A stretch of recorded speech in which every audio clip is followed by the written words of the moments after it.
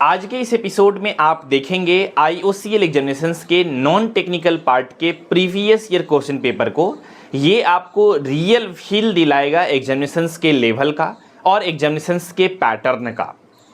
आज देखेंगे हम लोग रियल एग्जाम के रियल क्वेश्चंस को और उसको कैसे सॉल्व कर सकते हैं, उसके लिए क्या आइडियलिस्टिक अप्रोच होनी चाहिए। इन सभी चीज़ों को आज के इस एपिसोड में हम लोग समझने जा रहे हैं। लेकिन प्यारे दोस्तों, आज के इस एपिसोड को डिटेल में शुरू करने से पहले मैं आप सभी से कुछ मिनट बेसिक बातें करने जा रहा हूं प्रिपरेशन से रिलेटेड, जो कि आप सभी कैंडिडेट के लिए इंपॉर्टेंट होंगे। अभी एग्जामिनेशंस के प्रिपरेशंस का लास्ट टाइम चल रहा है और आप सभी लोग बहुत ही अच्छे से, ईमानदारी से बेसिकली रिवीजन और प्रिपरेशन दोनों कर रहे होंगे। जिनका सिलेबस कंप्लीट हो गया है वो लोग रिवीजन कर रहे होंगे, जिनका थोड़ा बहुत सिलेबस रह गया है वो लोग प्रिपरेशन कर रहे होंगे। देखिए दोस्तों, IOCL 10 सितंबर को एडमिट कार्ड रिलीज करेगी। इसका एक टेंटेटिव डेट है। मे बी 10 सितंबर को एडमिट कार्ड आ जाए, मे बी नहीं आए, 2-3 दिन आगे पीछे भी हो सकती है या उससे ज़्यादा भी। तो बहुत ज़्यादा इस पे रिजिड नहीं होना है कि 10 सितंबर को एडमिट कार्ड आ ही जाएंगे। आ जाएंगे तो अच्छी बात है और आप लोग प्रिपरेशन उस हिसाब से कर रहे हैं। दोस्तों, अब मैं बात करने जा रहा हूँ कुछ ऐसे कैंडिडेट के बारे में जो लोग हमारे वीडियोस में कमेंट सेक्शंस में बेसिकली आ करके निगेटिव चीज़ों को भी लिखने के लिए बेसिकली अपना टाइम निकालते हैं। इन सभी कैंडिडेट को बहुत बहुत धन्यवाद। इसी तरह से आप लोग कंटिन्यूसली लिखते रहिएगा और हमारी टीम वो बेसिकली उसको डिलीट करते रहेगी या फिर आपको ब्लॉक करते रहेगी और आप अपना समय निकाल करके इस तरह से बर्बाद करते रहिएगा। फॉर्म तो आपने डेफिनेटली भरा होगा इस एग्जामिनेशंस का और जहाँ तहाँ से इस एग्जामिनेशंस के कट ऑफ को देख करके आ जाइएगा जैसे आते हैं। और इस एग्जामिनेशन के कट ऑफ जाते हैं 80 और बहुत सारे कैंडिडेट लिखते हैं इस एग्जामिनेशन के कट ऑफ जाते हैं 70।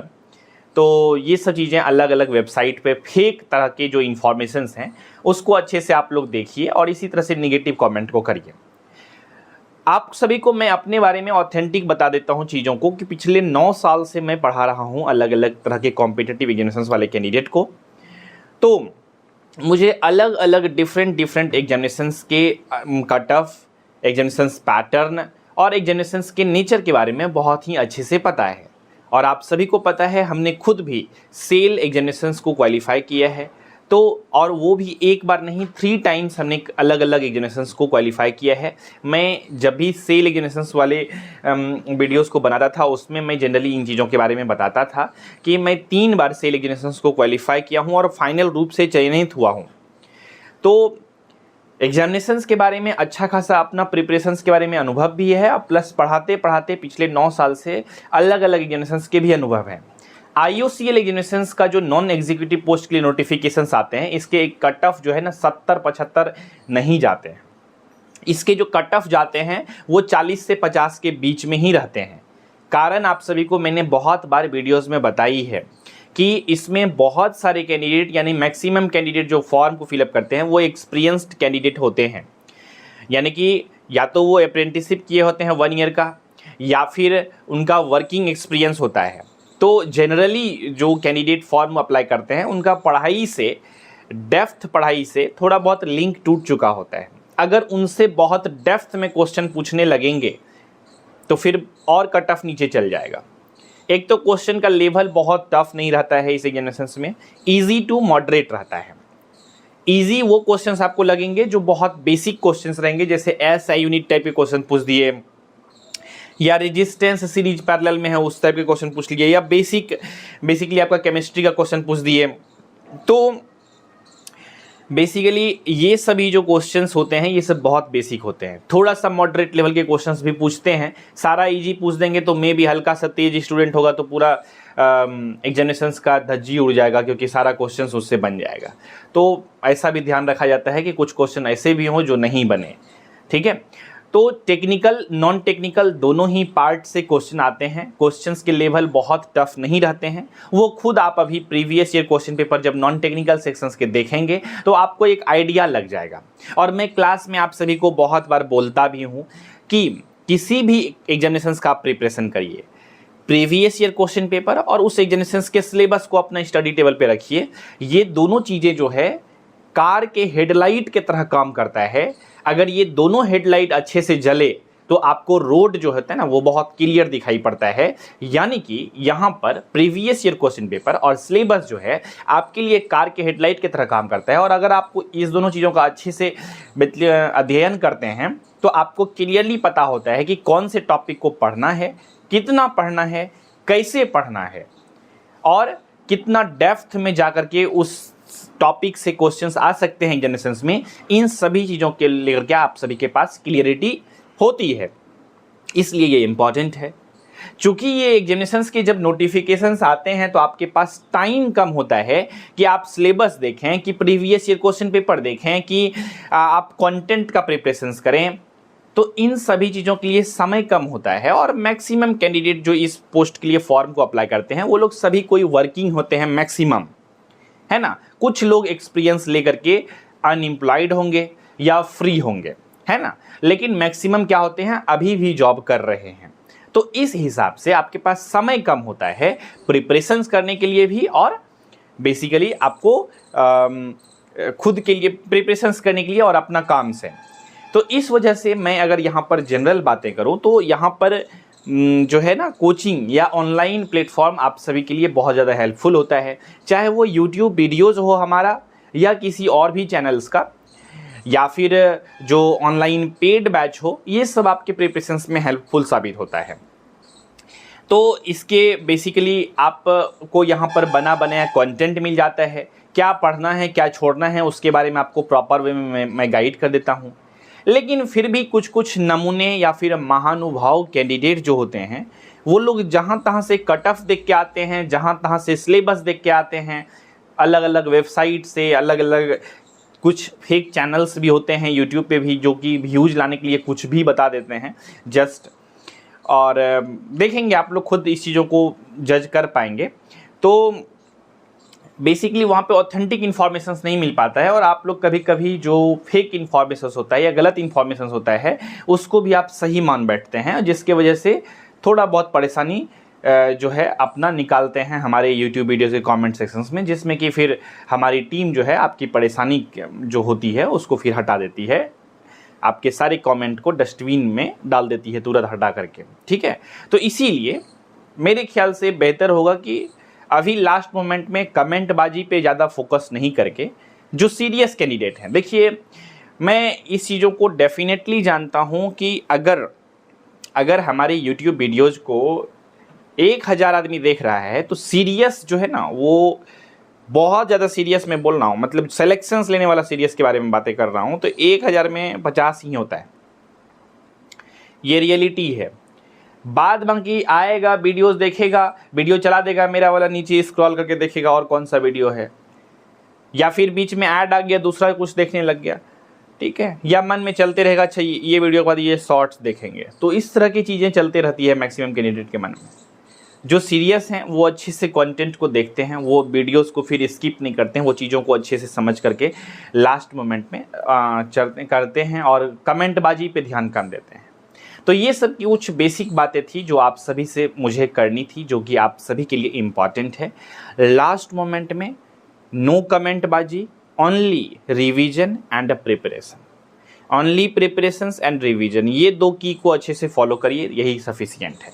आप सभी को कंटेंट जितना दिया गया है वो एग्ज़ाम ओरिएंटेड है और कोशिश है कि पूरा एग्जामिनेशंस में क्वेश्चंस का लेवल यही रहे जो हम लोगों ने आप सभी को दिया है, सैम्पल पेपर के through, previous year question paper के थ्रू, सभी चीज़ों को आपको हमने गाइड करने की पूरी तरह से प्रयास करी है। अब चीज़ें बहुत अनलिमिटेड रहती है, लेकिन एक पैटर्न को हम लोग फॉलो कर रहे हैं, तो फ्यूचर में क्वेश्चंस कैसा आएंगे नहीं आएंगे ये किसी भी टीचर्स के लिए, ईमानदार टीचर के लिए ये प्रेडिक्ट करना मतलब पूरा तरह से सही नहीं होता है। एक कह सकते हैं कि पॉसिबिलिटी के बारे में ही बातें कर सकते हैं कि हाँ ये इस तरह इस टॉपिक से इतना तरह के क्वेश्चन आ सकते हैं, बस इस तरह से हम लोग चीज़ों को कवर कर सकते हैं। बाय द वे ये सब चीज़ें तो थी मिसलेनियस बातें जो कि आप सभी के लिए इम्पॉर्टेंट रही होगी और उम्मीद करते हैं आप सभी लोग समझ गए होंगे। लेकिन आप सभी सीरियस कैंडिडेट से जो भी सीरियसली अच्छे से प्रिपरेशंस कर रहे हैं, एक आप सभी से रिक्वेस्ट है कि जो भी यूट्यूब वीडियोस में कमेंट सेक्शंस में अराजक तत्व या फिर कह सकते हैं कि निगेटिविटी फैलाने वाला जो कमेंट रहता है उससे थोड़ा सा बचने की कृपा करें लास्ट मोमेंट में, क्योंकि ये आपको भी निगेटिव बना देंगे अगर आप सीरियसली प्रिपरेशंस कर रहे हैं तो समटाइम्स। इसीलिए कभी कभी कुछ सजेस्टिव टाइप के जो कमेंट रहते हैं उसको डेफिनेटली मैं एक्सेप्ट करता हूं और वो मेरे लिए बहुत ज़्यादा हेल्पफुल है। और इसी तरह से सजेशन वगैरह सब देने के लिए आप लोग पूरा ओपन हैं, किसी भी तरह का सजेशंस दे सकते हैं। इसीलिए हम लोग चैट सेक्शंस को बंद नहीं करते हैं ताकि आप सभी का रिक्वेस्ट आते रहे, किसी भी तरह का सजेशंस जो कि लगे रियल में इम्प्रूव करने की ज़रूरत है हम लोगों को, तो डेफिनेटली हम लोग उस पर काम करते हैं। तो आप लोग कमेंट बाजी पे समय बर्बाद नहीं करिए जो लोग करते हैं, अदरवाइज अगर करते हैं बातों को नहीं मानेंगे तो कोई दिक्कत नहीं, करते रहिए, कोई दिक्कत नहीं है, ठीक है।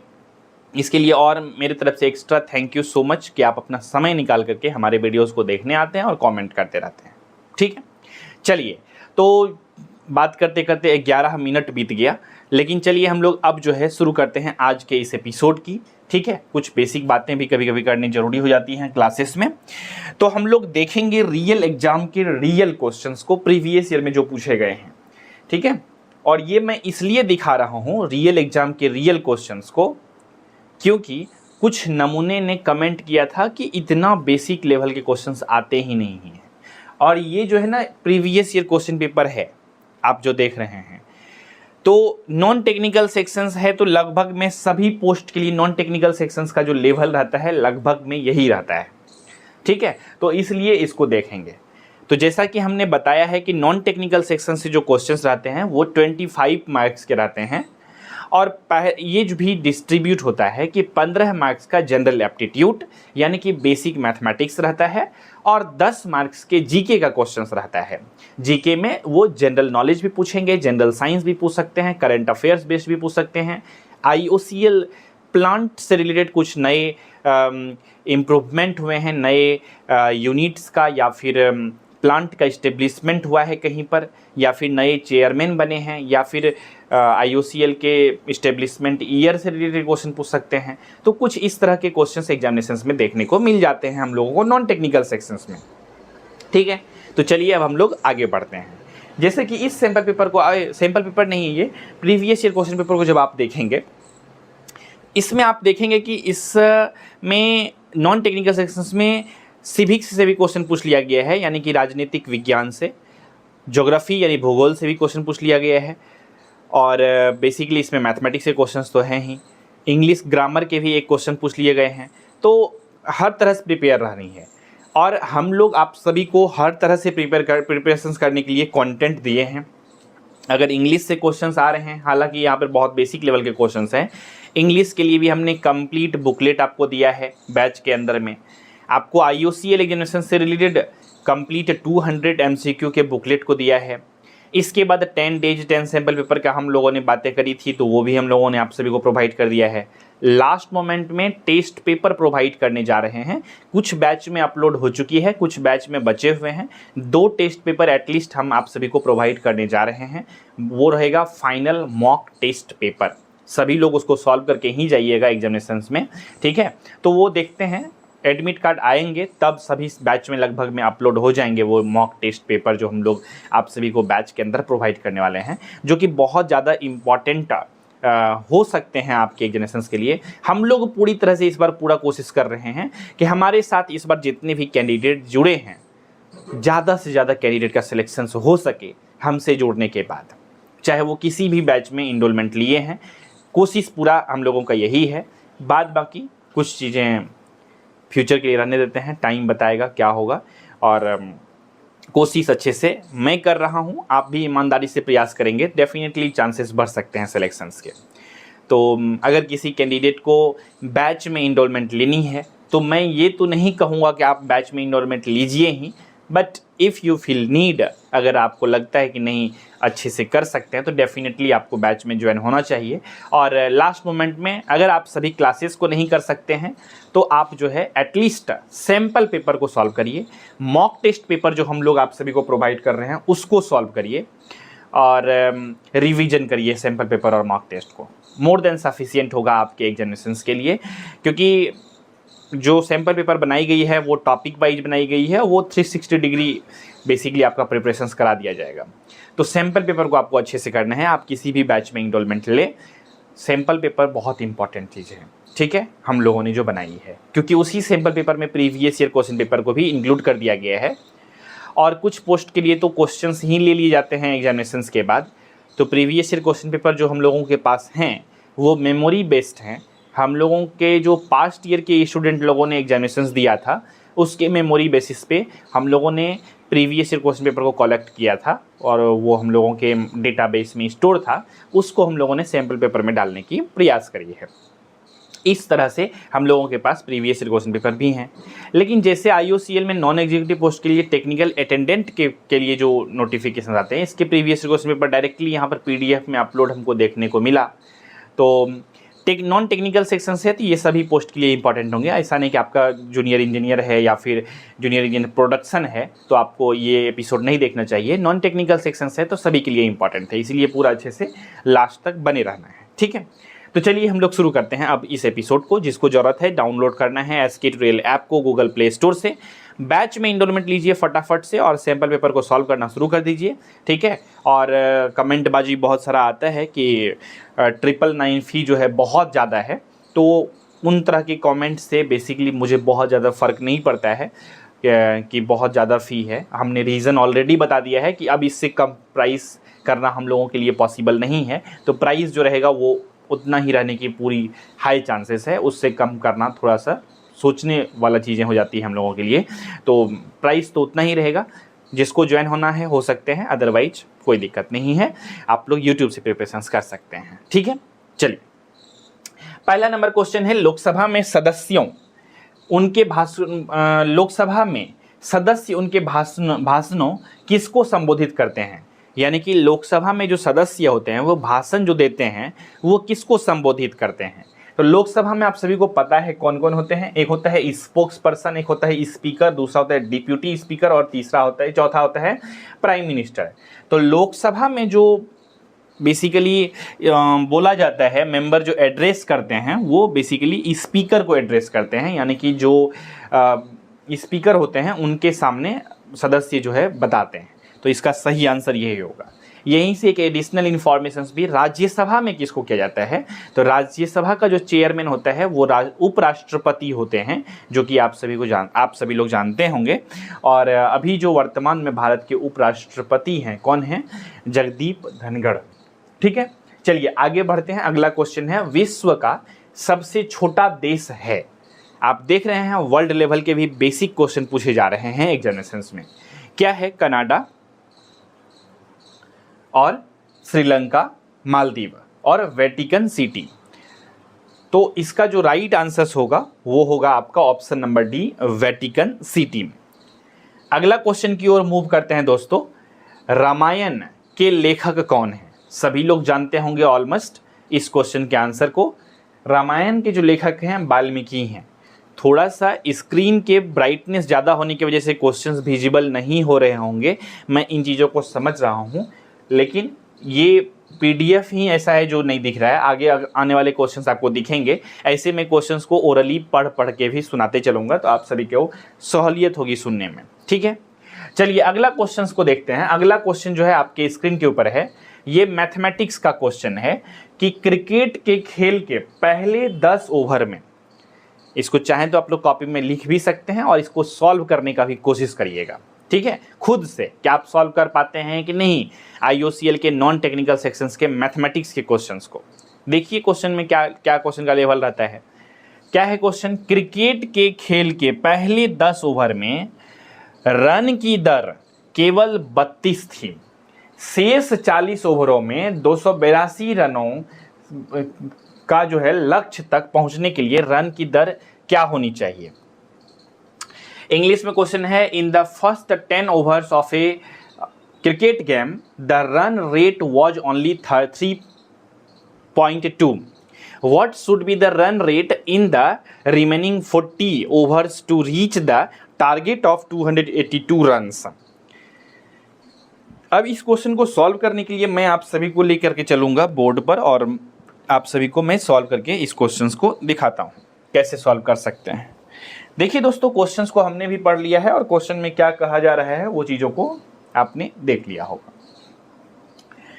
चलिए देखते हैं। सबसे पहले हम लोग समझने का प्रयास करते हैं कि यहाँ पर दिया गया है जो क्वेश्चंस में 10 ओवर में बेसिकली 1 ओवर में 3.2 रन है ना, क्वेश्चन में दिया गया है। तो 10 ओवर में कितना रन होगा, 32 रन होगा।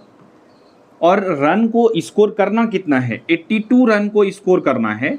तो इसमें 32 को सब्ट्रैक्ट करेंगे तो हो जाएगा 250। और ये 250 रन्स को स्कोर करने के लिए हम लोगों के पास रिमेनिंग जो ओवर है क्वेश्चन के अकॉर्डिंगली 40 ओवर रिमेनिंग है, यानी कि 40 ओवर में 250 रन को हमको स्कोर करना है। तो क्या रेट रहना चाहिए, रन रेट। तो ये इससे कैंसल आउट हो जाएगा। तो यहाँ से अगर करेंगे तो बेसिकली 6.75 के अप्रॉक्स में आएंगे।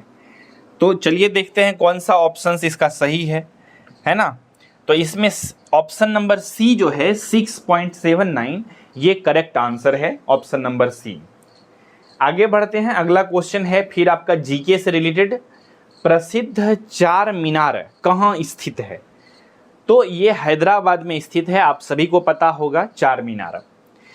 अगला क्वेश्चन है भारत के राष्ट्रपति के रूप में चुनाव के लिए कौन सी योग्यता आवश्यक नहीं है?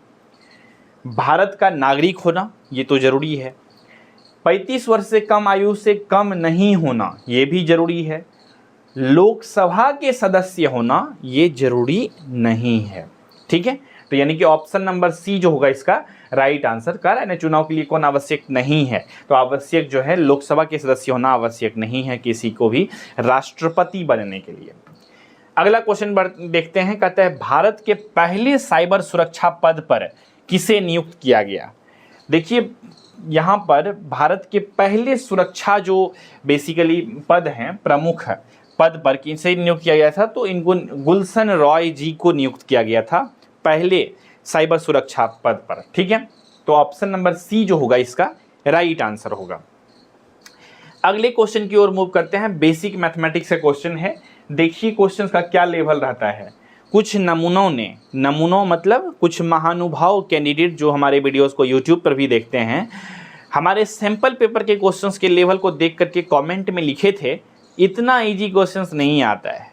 देखिए क्वेश्चंस का लेवल, ये हमने क्वेश्चंस नहीं बनाया है, ये सैंपल पेपर भी नहीं है, ये प्रीवियस ईयर क्वेश्चन पेपर है और इसी के आधारित बेसिकली बनाया गया है सैंपल पेपर को। तो आप लोग हमारे मेहनत को, हमारे टीम के मेहनत को हल्के में लेकर के जब कमेंट में बहुत इजी वे में लेते हैं तो हम लोग भी उसको इजी वे में ही समझते हैं कि कैसा टाइप का आप होंगे।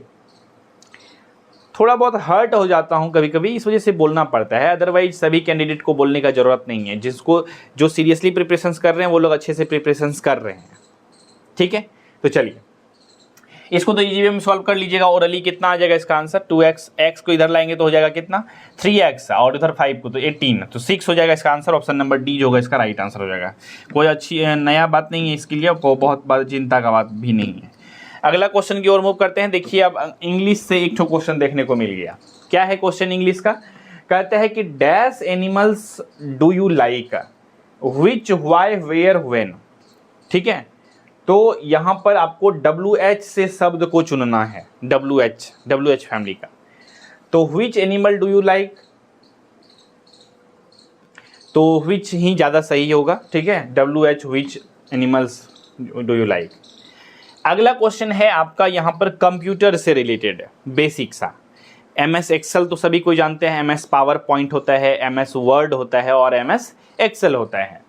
कहते हैं MS एक्सेल में रो एवं कॉलम के इंटरसेक्शंस को कहते हैं। आप सभी लोग जानते हैं रो और कॉलम क्या होता है, कि जो हम लोगों के एक्सेल सीट प्रिपेयर होता है उसमें जो लाइन इस तरह से होते हैं, वर्टिकल लाइन जो होता है इसको कहते हैं कॉलम। क्या कहते हैं? कॉलम। और इस तरह से हॉरिजॉन्टल लाइन जो होता है तो इसको कहते हैं क्या हम लोग, इस तरह के जो रूम बना हुआ है इसको क्या कहते हैं? रो। और इसको क्या कहते हैं? कॉलम। तो रो और कॉलम का जो इंटरसेक्शन पॉइंट होता है इसको क्या कहते हैं? तो बेसिकली इसको बोलते हैं सेल। क्या बोलते हैं? सेल बोलते हैं। ये चीज़ को याद रखिएगा। बहुत सारे कैंडिडेट इसका गलत आंसर भी कर सकते हैं वर्कशीट, लेकिन वर्कशीट पूरा इस सीट को बोलेंगे वर्कशीट, और जहां पर ये रो और कॉलम इंटरसेक्ट करता है, यानी कि जिस पॉइंट पे कटता है उस पॉइंट को हम लोग बोलते हैं सेल। इस चीज को याद रखिएगा, ठीक है। और स्क्वायर तो इस स्क्वायर शेप में बनता है, तो स्क्वायर हो गया। अलग अलग शेप होता है सभी का, जरूरी नहीं है रेक्टेंगुलर शेप भी होता है, तो ये तो कोई रिलीवेंट नहीं है, ठीक है। चलिए अगला क्वेश्चन की ओर मूव करते हैं अब, ठीक है। अगला क्वेश्चन है, म्यांमार और बांग्लादेश के साथ भूमि सीमाएं रखने वाले एकमात्र कौन सा भारतीय राज्य है। देखिए दोस्तों, यहाँ पर नागालैंड, असम, त्रिपुरा जो है ये नहीं रखता है, तो मिजोरम रखते हैं। मिजोरम जो है बेसिकली अगर मैं बात करूँ यहाँ पर, तो मिजोरम जो है भारतीय एकमात्र जो है बेसिकली पूर्वोत्तर राज्य है भारत का मिजोरम, जो कि बांग्लादेश और म्यांमार से क्या करता है, बेसिकली साझा करता है अपना भूमि सीमाओं को।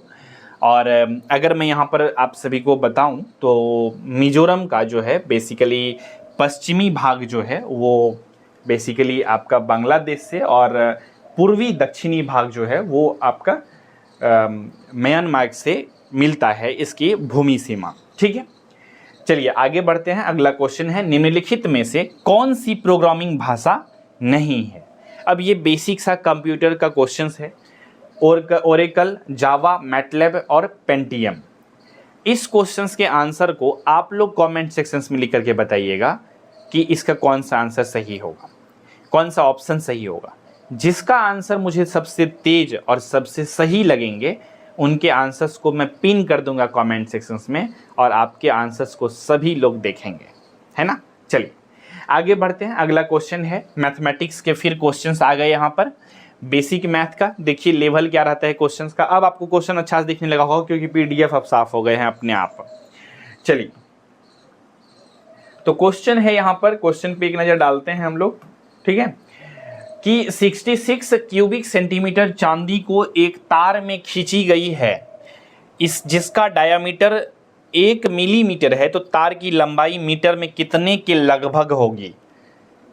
इंग्लिश में क्वेश्चंस को मैं एक बार पढ़ देता हूं कि 66 cubic centimetre of silver is drown into a wire 1 mm in diameter. The length of the wire in meters will be around 66, 84 और 660 और 8400।